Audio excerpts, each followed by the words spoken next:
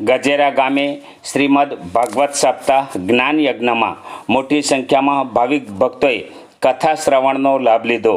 ગજેરા ગામે શ્રી મુરલીધર શ્રી ચતુર્ભુજ પરિવાર દ્વારા પ્રતિવર્ષની જેમ શ્રી મુરલીધર મંદિરના પટાંગણમાં શ્રીમદ ભાગવત સપ્તાહ જ્ઞાન યજ્ઞનો તારીખ 14/12/2025થી પ્રારંભ કરાયો છે, જે 20/12/2025 સુધી યોજાશે.